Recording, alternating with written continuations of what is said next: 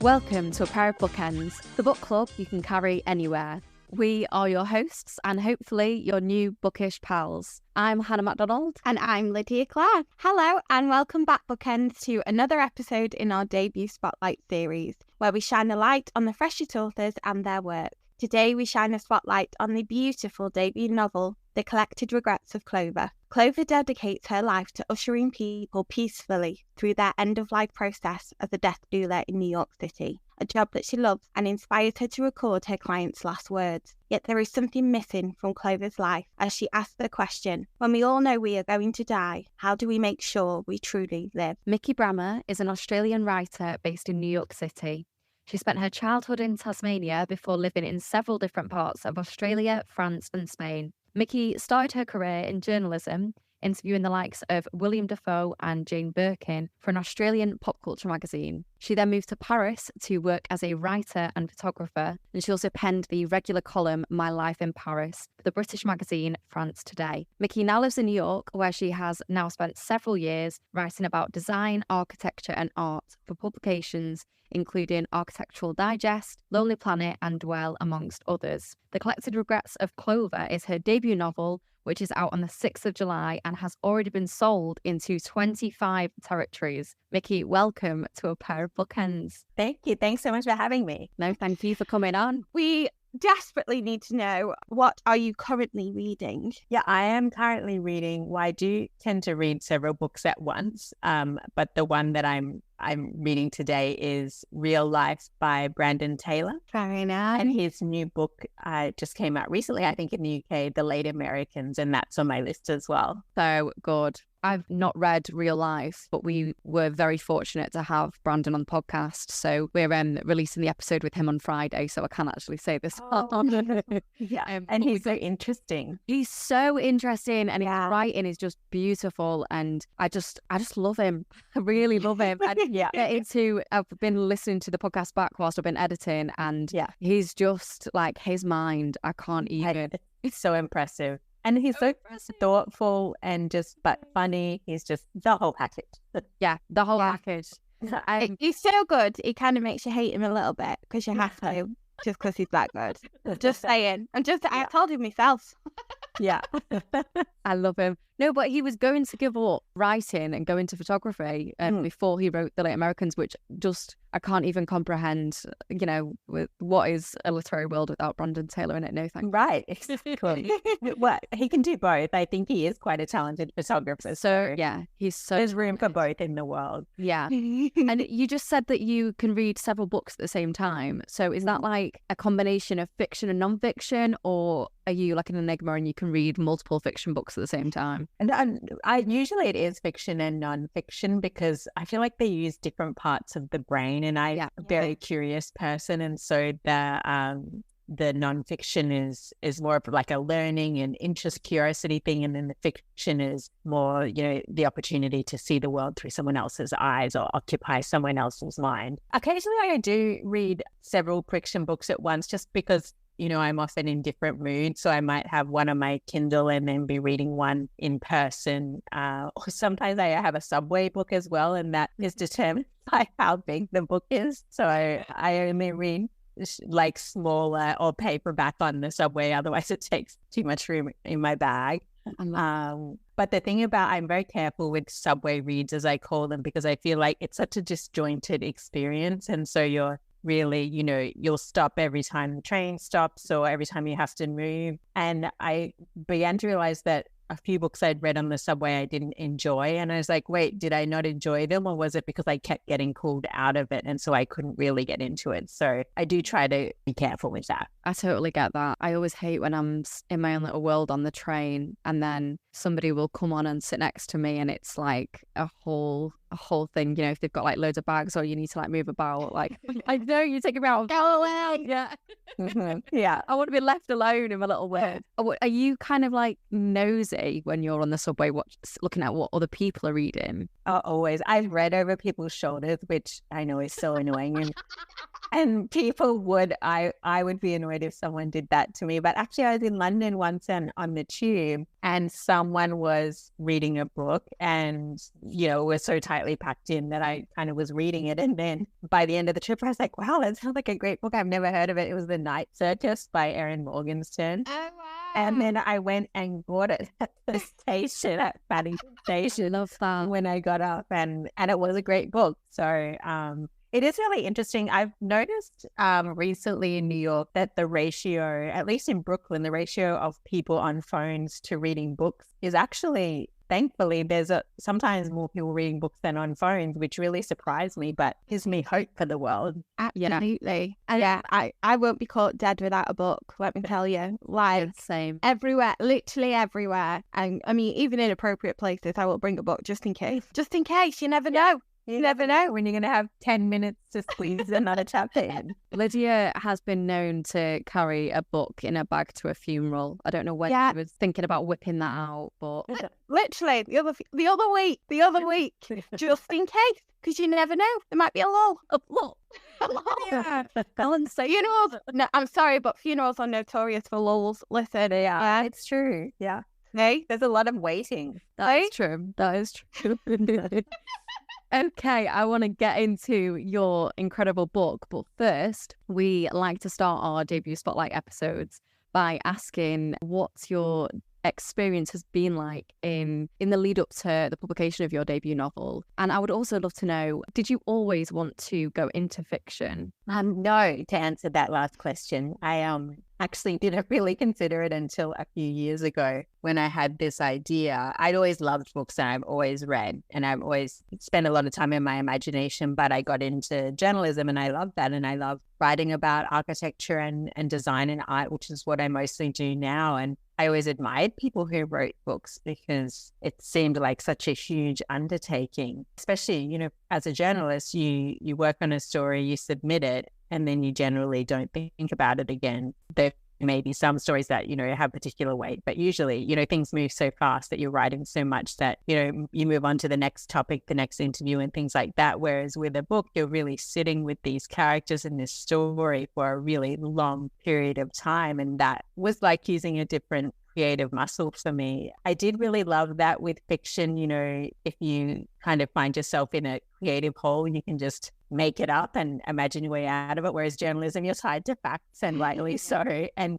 quotes that people have said. Whereas, you know, sometimes you'll do an interview and someone hasn't said something enough in an articulate enough way that you could use that as a direct quote. Whereas, you know, in my book, I could just be like, well, I'll write that quote for them. So you know, it was a challenge, but an interesting one. And I like the fact that they do use two different parts of the brain, because I think that similar to fiction and nonfiction, it kind of keeps you nimble in that way. Totally. And what was the inspiration for this book? I'd love to hear you talk about it. Yeah, so it came from the fact that ever since I was a kid, I'd had quite a lot of anxiety around death. And I think that's because, you know, in Western society, we don't talk about it a lot. There were some deaths in my extended family when I was quite young. So I became very aware of it very young. And I think the fear kind of just compounded and I didn't really talk about it. And then I got to my 30s and I was like, wow, you know, I still have this quite present anxiety about it. But I've always been someone who,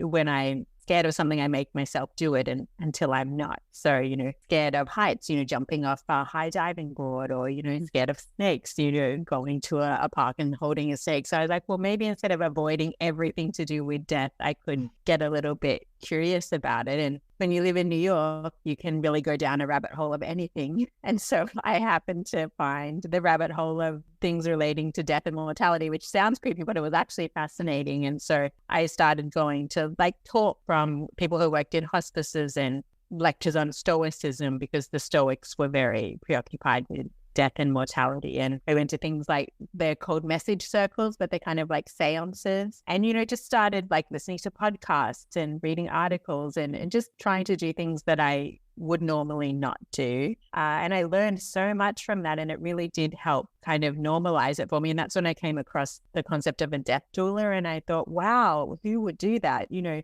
dedicate your professional life to watching people die. Like, what a noble thing to do. And then that made me think, well, what would compel someone to choose that career? And that's when the character of Clover came about. And then I thought, well, maybe I could take all of this stuff that I've learned and put it into a story that was joyful and uplifting, so that the topic was palatable for someone like me who wouldn't normally read a book about death because they have these anxieties. And so hopefully that's what the end result does. It really does. And the book itself, it is about death, and it does handle these kind of deeper topics. And I think it's a subject that our Bookends listening will know that I personally find very fascinating. I will talk to people about death until they themselves die of boredom. But it was so refreshing to get my hands on a book that really does it right, that really tackles first of all, the fascination that some of us have with death and the dying process and things that surround it. It deals with that fantastically.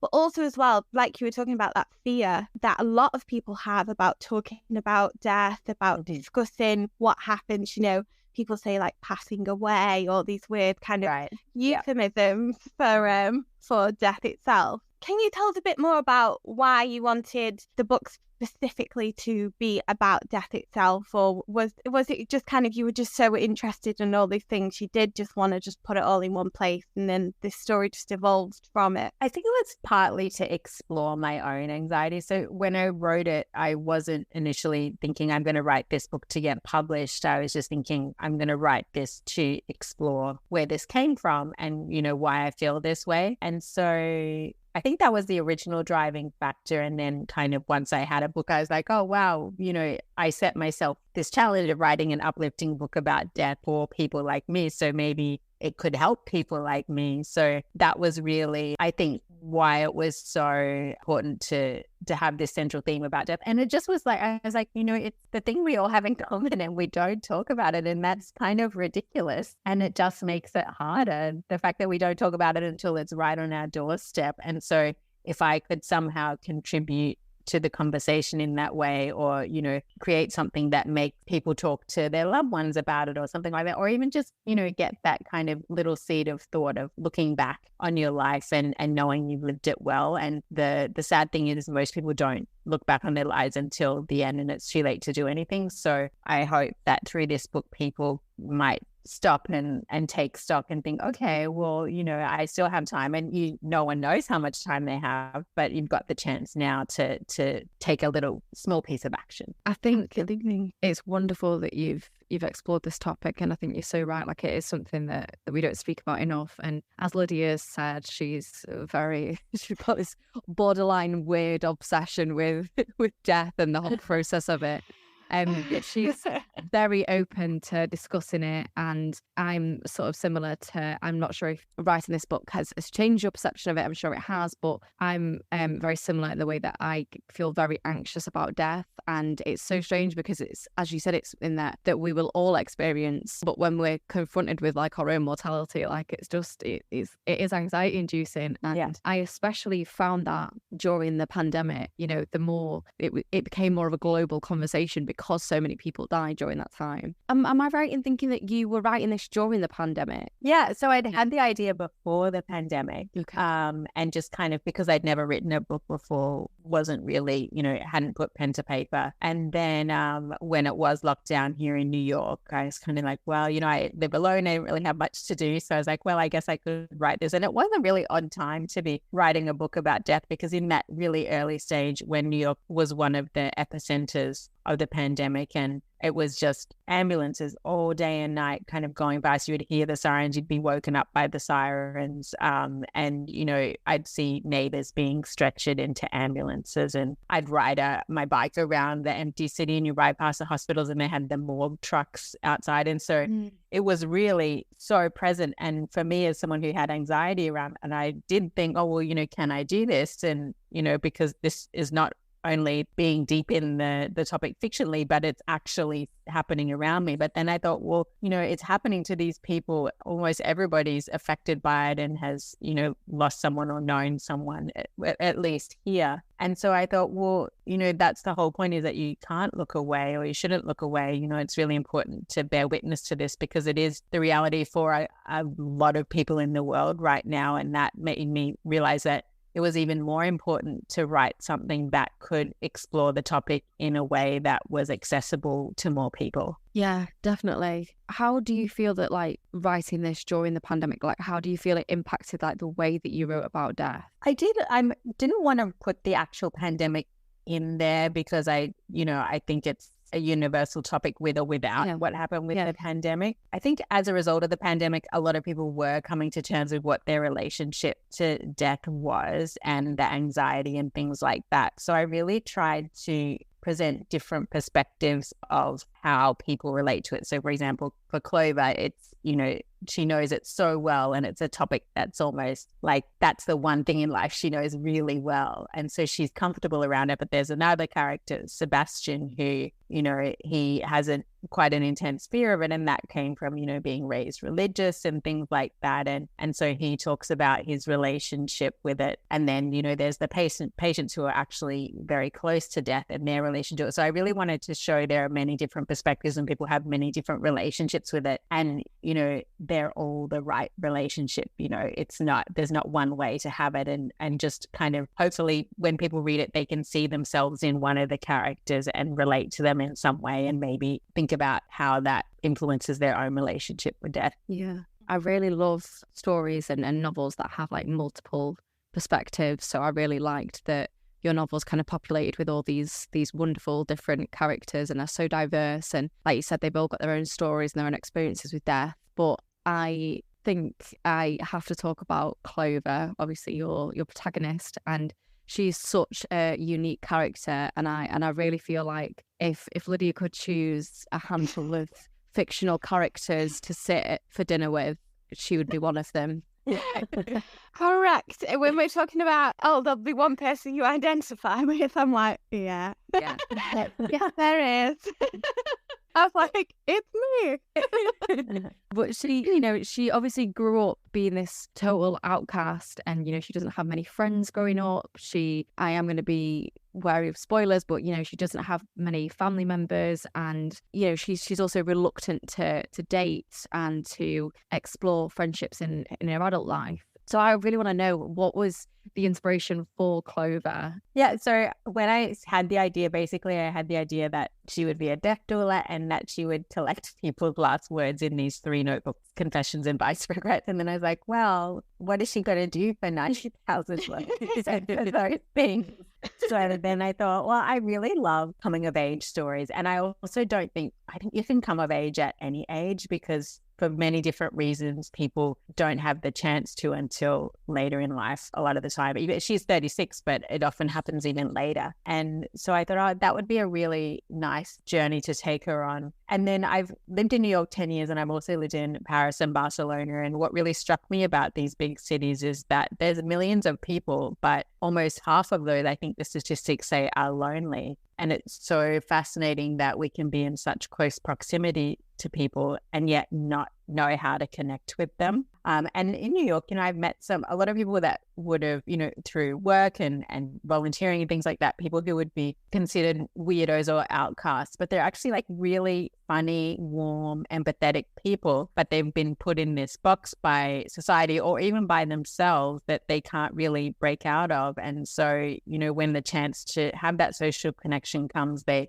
kind of freeze up. And I think a lot of the time in books, loner characters are depicted as misanthropes, or just, people that hate people and don't want to be around them. But I think there's so many people who are loners kind of out of circumstance, and then they really want to connect with people, and they have the capacity to, but they either don't have the opportunity because society has branded them this one way, or, as I said, they kind of freeze up when that opportunity comes. And I think they've been rejected so many times that they build up this wall, and that keeps them safe. But then that stops them from the vulnerability that's needed in order to have fulfilling relationships. I love what you said about you feel like people can come of age at any age, because I think that's so true. And you definitely got a sense of how like she evolves so much as a character. And yeah, I think it's quite clear how much me and Lydia love her. So yeah, I think like not necessarily in Clover's case, but for example, someone who becomes a parent really young and then maybe ends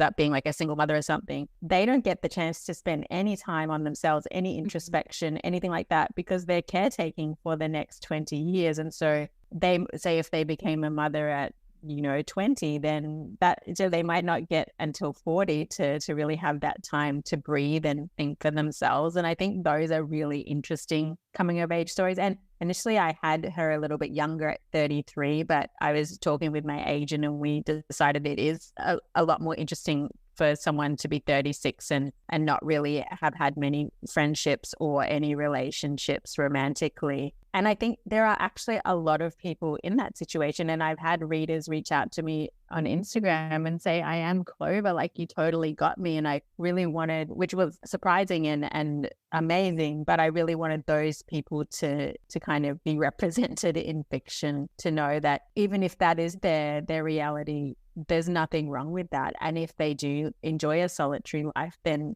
that is great. If it makes them happy, then great. That doesn't make them a weirdo just because they don't do things the same way as everybody else. Absolutely. And I think it's so refreshing to get a book that represents those people and to get a book that kind of tells the narrative in a really unexpected way. Like, I had no idea what this book was about when I opened it. I mean, Hannah knows this. I'm not a blurb reader. I don't like to read anything. She just goes, this is a really good book. And I'm like, okay, I just read it. Yeah. And it was so surprising. And I mean, I finished reading this book. We talk about public transport. I finished reading this book on a bus, and I have a bone to pick with you because it was embarrassing because I was crying on a bus in front of everybody. So guys, if you are going to read this book, this is a warning now to not finish it on a mode of public transport or in a public place. Because you write with this kind of poignancy and this empathy for your characters, and things like grief are explored with like such deft skill, and you really spoke to me on a personal level, and I think you're going to speak to a lot of people when they read it. I have one quote that really just absolutely, this is again another reason why I was crying on the bus. Okay. And it's grief is just love looking for a place to settle, which is just, I mean, I get it. Everyone's going to have a tear in their eye. What do you think it is about grief that compels us to read and write about it? Yeah, what's interesting is that initially I didn't have as much of the grief aspect in there. And that is, to your question about the pandemic, that's one thing that I did kind of change as a result of that, because I was just like, wow, there's, in addition to the normal amount of grieving, there's going to be substantially more in the next few years.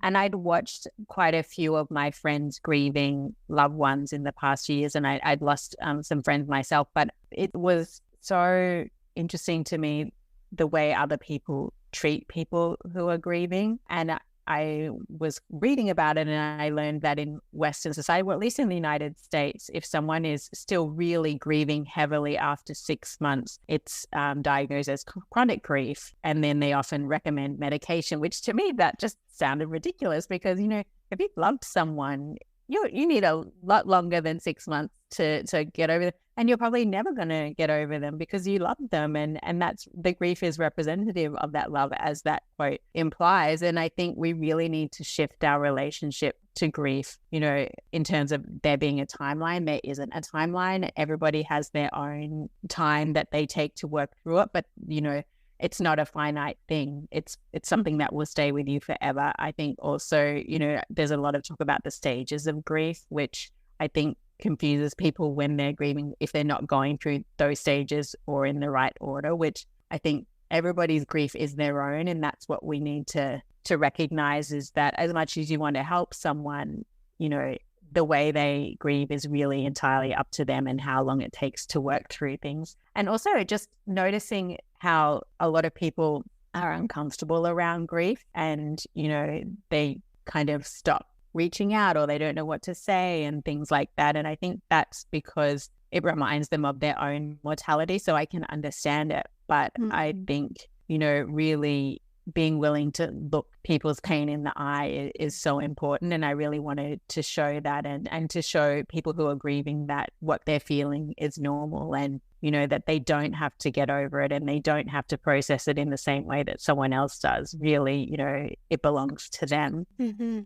Absolutely. And I think it's so great, especially the way that Clover deals with her clients in terms and their families in terms of kind of the practicalities of death and grief and the advice that she gives. I think if you are a person that struggles with knowing what to say or what to do, sometimes just reading a book like this can give you that perspective of like, oh right, so I don't need to actually do anything. Right. Like I can just go and just sit, and we can just not say anything for a bit and let them, but I'm there. And there are so many things I know that in my own journey with grief, it's been very much about, not being able to ask for help, and yet people just turning up and showing up and being there. And I think that a lot of people really don't understand that's a key way to help someone. It's just your presence, just kind of being like, okay, let's just do this together. And there are really, really great moments in the book that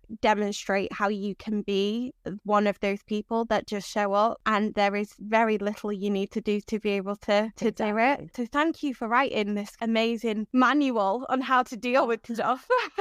Well, it actually, I learned so much from writing it as well and researching those things, because I, had been in those situations where I didn't know what to say, whether it's with someone who's grieving or someone who is dying. And so I feel like the book really equipped me. I feel like I could be with friends and family in those situations out. And as you say, the most surprising thing to me was learning that, as humans, we have this compulsion to say the right thing because we want to help and we want to fix people. But knowing that the right thing actually doesn't exist, because it could be different on different days. What might be helpful to one person is not necessarily helpful to the other. So when you acknowledge that, it really takes the pressure off, and just saying something, or, just being there, sitting with someone, playing a game with them, talking through, like there's so many things you can do that are really meaningful. And if you resist that urge to fix or make them focus on the positive, it's going to be much more beneficial to them. And one thing I did learn, which was super helpful to me, was for someone in that situation, you can say, okay, what do you need today? Do you need a cheerleader? Do you want to talk about how much this sucks? Or do you just want someone to listen? And you're empowering them to let you know what they need. And their answer could be different depending on the day, but you're kind of adapting to the situation rather than just be like, let's focus on the positive and what a great life you've had, even though you're dealing with this horrible thing. Absolutely. Yeah. I cannot recommend it enough, honestly. It's brilliant. So thank you. Thank you. You might be Lydia's new favourite person. I'm just saying. Try not to fangirl over here. I really want to speak about the setting of the novel, which you've obviously touched on a couple of times so far, but your novel is set in New York, and it is one of my all-time favourite cities. And you've obviously lived in so many different places, and you've also travelled quite a lot from what I've read. I wanted to know, why did you feel that it was important to set this specific story in New York? Or why New York specifically? Yeah, there was a specific reason. And that was not just because I live here. It was because looking at it from the perspective of a reader who wouldn't normally read this kind of book. And I'm asking them to, deal with some really difficult topics and questions throughout it. So it was really important for me to give the reader familiar things to hold on to. So like in New York, even if you've never been there, you know it through movies, you know it through pop culture, and especially the West Village. And so I set it there so that, and all of these, and she goes to a lot of different well-known places around New York, because as the reader's kind of fumbling through the discomfort they might feel with the topics, they've got this like warm, cozy feeling that comes from New York. And so it was really something like having an old friend along with you as you kind of are going through this unfamiliar journey. And that was actually the same reason why I had her have her obsession with romantic comedies from the 90s, because, even if you haven't seen those movies, or you don't like them, people know them, like, you know, Pretty Woman and things like that. And so that's another familiarity that, you know, by having her watch these, it's kind of like, oh yeah, she's just kind of like everybody else who binge watches TV. So I try to put in those little touchstones that could keep the reader grounded. I very much appreciated the 90s romantic comedy references.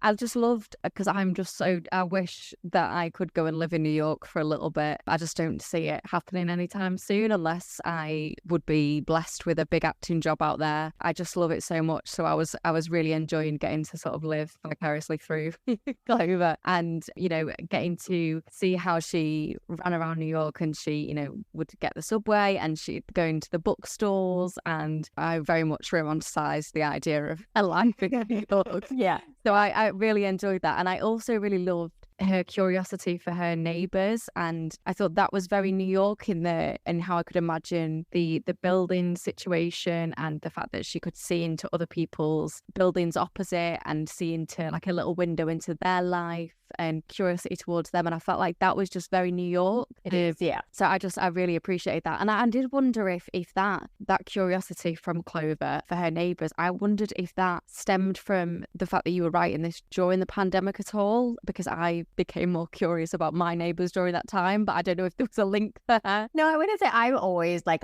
that's what I love about big cities. You know, for example, in Barcelona, I loved walking down the alleyways and people would have their doors open and you could see into their houses, and it's kind of the same here at night. You can see into everybody's houses when you're walking past or across the street. And I just love that, because it's like you get this little taste of someone's life, and not in a voyeuristic way, though I'm sure some people do enjoy that, more like this little nice of the same as the laughter or the conversation, or you see this little vignette going on, and that's such a beautiful thing about cities, that when you're in, you know, a smaller town or in places that houses are spaced out, you don't really get that. And surprisingly, I never would have expected it when I moved here, but New York is the place where I've gotten to know my neighbors best. And a lot of my best friends now are people who are my neighbors early on in New York, or people who I met in the laundry room of our building. You know, I live in a brownstone now, and there's 4 apartments, and we all are on the same text chain, you know, keeping an eye out for packages and helping each other out. And that's a really nice community to have, which I never would have expected to have in New York City. I love that. I really wish that, I feel like where I live, and I don't know if it's just a UK thing, but I feel like the way my nana talks about, like, and my grandparents speak about how they were with their neighbours when they were younger, and when they were like new to their like street, like they were so involved in like their neighbours that it was a really a proper community feel. But I feel like that's kind of missing now, and I feel like the pandemic probably encouraged people to get involved with their neighbours a little bit more. But I really enjoyed Clover's curiosity of her neighbours, because I'm always very curious about what our neighbours are doing.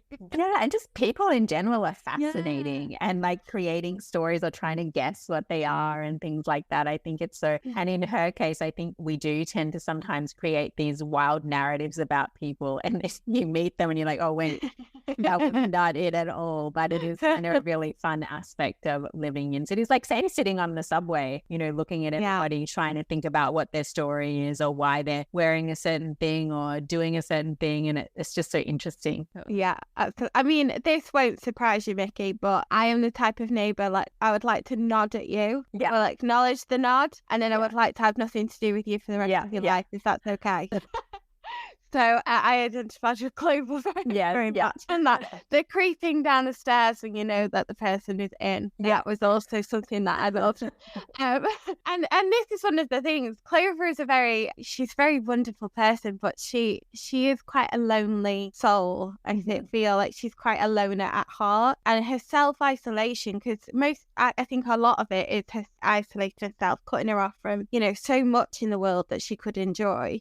Yeah, in the book we do see her begin, and again, no spoilers, but we see her begin to branch out and build more meaningful relationships, particularly with a number of characters. How important for Clover was it to start developing these connections as the narrative went on? Yeah, I think that is that's the driving force of it. And what I really wanted to show is in a lot of cases with these lonely people, or even like with everybody, sometimes we don't realize how loved we actually are, because people express love and care in different ways. And sometimes in, certain cultures, we're not very forthright about it. And so it's easy to feel like you're unloved and disconnected when really, there's people kind of watching you from afar, or who are in your periphery who do really care about you. And so each of those characters that you spoke about are kind of slowly trying to draw Clover out of this shell that she's gotten so comfortable in. And in their own way, they're all very different characters, but they all have this kind of shared goal of helping her.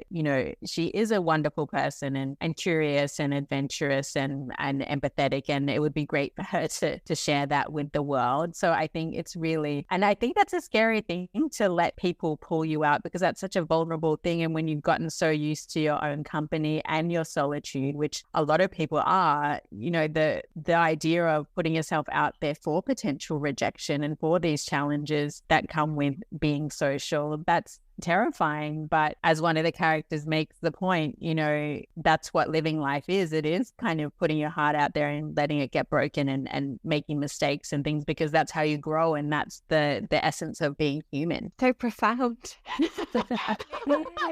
But please, that really is. Oh, I'm so sad that I've finished this book. Hey, you're not as sad as I was on a bus crying, let me tell you. I finished this at 1 a.m. and I had work this morning, and I was like, no, I need to stay up and finish this. So I just loved it so much. But there is one character that I really want to talk to you about, and that is, am I going to say her name right? Claudia. Yeah. Yes, Claudia is just a wonderful person that if I could have dinner with a fictional character, she would be one of them. She's just so great, and she's just such a free spirit and just a gorgeous person. And I loved reading about her, and I loved the way that she spoke about her career. And I have got a quote, because we like to read people's own books back to them. So this is her talking about when she's photographing people. So she's had a career as a photojournalist, just for our listeners to know. So she says, engaging people helps them let their guard down and be vulnerable, to feel, to express themselves. And that's what photography is all about, making people feel seen. Of course, we look at people every day, but we rarely stop to really see them for who they are. And just that just sums up why I love her so much. And just like you were saying then about people wanting to be seen, and I just love that quote so much. But why do you think that Claudia had such a powerful impact on Clover? I think partly, she'd never really had that female role model because she lost her parents young. I don't think that's a spoiler because it happened so early in the book. So, and she was raised by her grandfather who, did his best, but he could only do so much. And so she'd never really had any female to look up to. And so seeing Claudia's kind of vivacious, free-spirited approach to life was really an eye-opener to her, and just her willingness to live kind of fully, but then her regrets and the fact that she limited herself in certain ways. And I think she is kind of a mother figure in the end for Clover, because she's someone who's cared for her and that she has this connection with, and is giving this advice. And I think that's so unfamiliar to Clover that she, it takes her a while to open up to it, but it's so beneficial when she does. Yeah.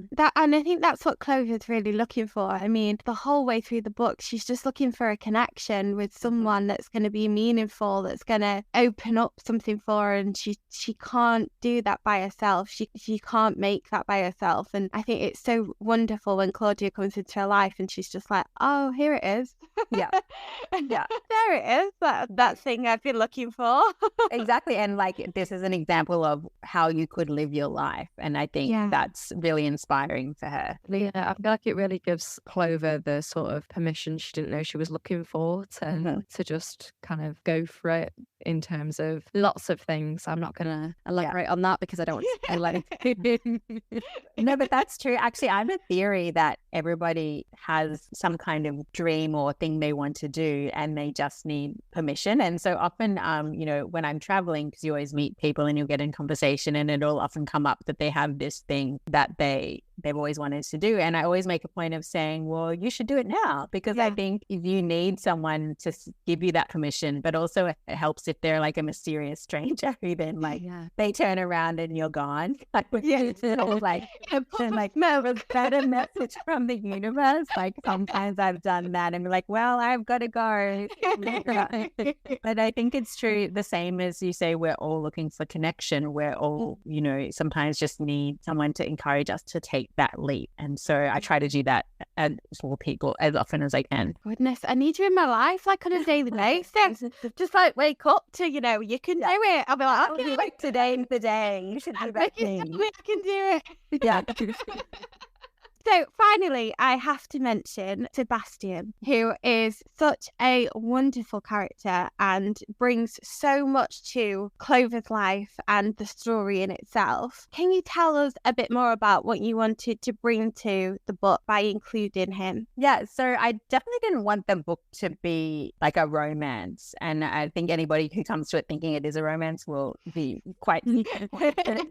Yeah. But that was another one of those things, like to counter the harder themes, to have this thing that gives you a little bit of hope. And the idea of Clover kind of stumbling through the dating world was, I think, really endearing. But with him, I wanted to show, it's not kind of love at first sight, and it's not, you are kind of like, this is really awkward, and not to spoil anything, but things don't go in the way that she's always envisioned based on her compulsive watching of romantic comedies. And I really wanted to show that, because that is actually the reality of dating. And sometimes you don't feel that connection immediately, and sometimes you do find them like these little things that bother you, and often people will talk themselves into a relationship, and that's not always a good thing. Maybe it is important to have those sparks. So I wanted to really present this kind of more realistic version of what it means to date and get to know someone. And I think he's so different from her, but he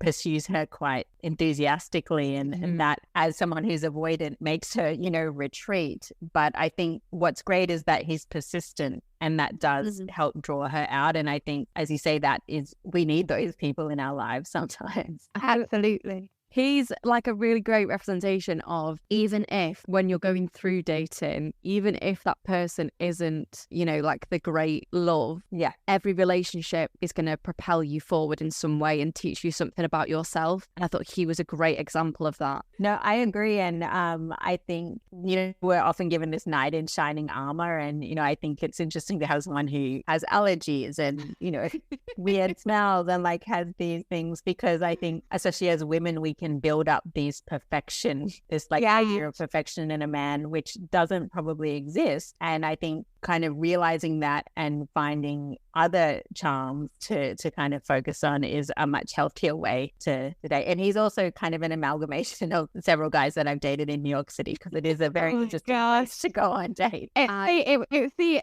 I'm allergic to dogs, and Chloe's got a dog, and I was like, yeah, came over. Yeah, exactly. Deal breaker. And then it's like, oh no, it's actually really nice. Yeah. Don't rule him out because he's allergic to the world. Exactly. But that's a really important thing if you love dogs. So it's like the fatal flaw. It was the books as well for me, when he was just like, not massively into books. Not a big reader. Not a big reader. And I mean, I say that, but my own boyfriend of 5 years is not a big reader.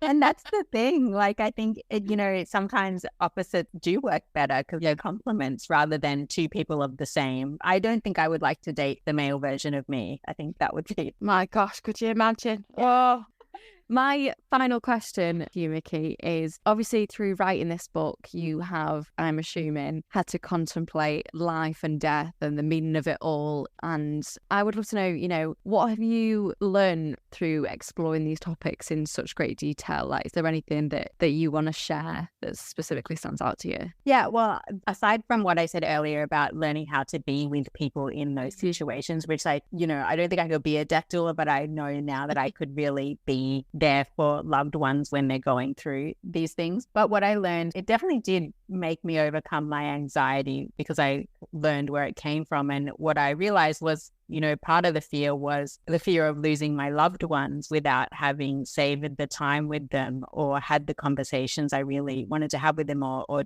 tell them how I really felt. And so with my mum in particular. And so I said to her one day, you know, I really want to get to know you, not just as my mum, but as a human. And I want to ask you all these questions. And some of them are quite personal, you know, is that okay? And you can do the same for me. And she was really open to it. And so, you know, I recorded the conversations and I really got to know, you know, so many things I'd never known about her and, you know, challenging parts of her life. And so that really deepened our relationship. And then, you know, we talk on Skype every week. And so I asked if it was okay if I could record the calls. And that wasn't necessarily, I wasn't, you know, asking her these deep questions often. It's just, you know, what we did that week. Or at the moment, she's obsessed with sourdough. So it's an update on her sourdough starter. But, you know, that it seems kind of just mundane now, but when she's gone, having, you know, now I have 3 years worth of weekly phone calls recorded. So, and that's what I kind of learned through the research is that one of the things when they lose someone that people miss most is the sound of their voice. And often they don't have a sample of it. You know, they have that one voicemail that they play over and over because it's the only example of their voice. And I thought, what an amazing thing to have just my mum telling me what she did that day or giving me an inventory of what's in her garden. So that really changed my relationship with my mom and with my friends and close loved ones in general. You know, really, I make a point to tell people how much I love them or appreciate them or when I've enjoyed something. And I was very much a, you know, future tripper, like always thinking about what's happening next and, you know, things like that. And so I feel like now I've learned to really stay in the present and savor something rather than, you know, I'm having a great time with friends, but thinking about the things I need to do when I get home and just really staying in that moment and reminding myself that I don't know how many more of them I get. So, you know, really treasure the ones that I do get. And I think we're constantly given reminders of that when people do die suddenly or tragically and often young. Like you just really never know. And so, you know, make the most of it while you can. An incredibly important life lesson from you. I really appreciate that. And I think it's especially important when we're living in an age where we're constantly on our phones, as you said earlier, and we're, you know, spending so much time online. You know, it's really important to be conscious of that and to be conscious about staying present with our loved ones because, you know, like you said, they're not gonna be around forever. So it's really important to realize how precious they are. So yeah, thank you so much for that lovely advice you give us and for writing this incredible book that I'm sure Lydia is going to be pushing into the hands of everybody in the bookshop she works. I work in a bookshop. It's not just my job, but my personal goal to get this into as many people's hands as possible. Thank you. I appreciate that. Without coming across weird and talking to them about death, I'll have to remember that.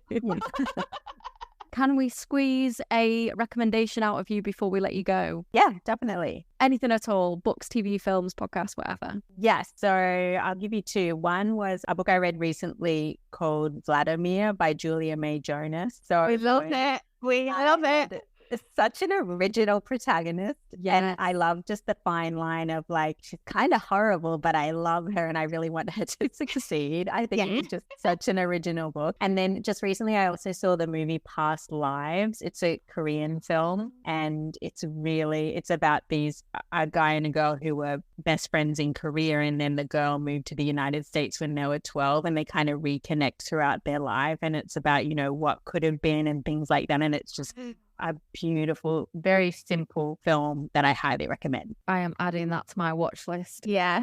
Like, that sounds so good. Mikki, it has been an absolute pleasure talking to you today. So thank you so much for coming on. But I'm sure our listeners will want to hear more from you. So is there anywhere they can find you online? Yes, the best place is on Instagram, and it's just at Mikki Brammer. I'm also on Twitter, but less frequently. So for the real kind of insights and updates, I would say mostly Instagram. Amazing. And I also hear that you have a second book that you're working on. So I'm sure we're going to hear about that soon, maybe. Yeah, hopefully. Yeah, it's still in the work, but it's well on the way. Oh, I'm very, very excited. And I know that Lydia is. Her face just voted. Quite cool. So, listeners, the Collected Regrets of Clover is published in the UK on the 6th of July. So it will be out now by the time this episode goes out. And it is, when is it out in the US? Is it? It's already out here. It's already out in the US. Perfect. So our US lucky listeners, well, I'm sure they're already getting their hands on a copy, but we're popping links in the show notes to buy yourselves a copy. And please go give Mikki a follow. And if you enjoyed this episode, don't forget to rate, review and subscribe so that we can reach more listeners. And if you would like to follow us, you can do so at A Pair of Bookends Pod on Instagram and at A Pair of Bookends on Twitter and TikTok. But finally, Mikki, thank you so much. I have loved having you on. Lydia is slightly in love with you. I can tell by her eyes. There's no slightly. Thank you. Oh, the feeling's mutual, Lydia. I just do love you. There you go. Well, hey, listen, time's short. Time is short. So I love you. Thank you. And thank you both for asking such wonderful questions and for taking the time to support debut authors. And thank you to everyone who's listening for your time. I know it's precious. Yes, thank you. And bye. Goodbye. See ya.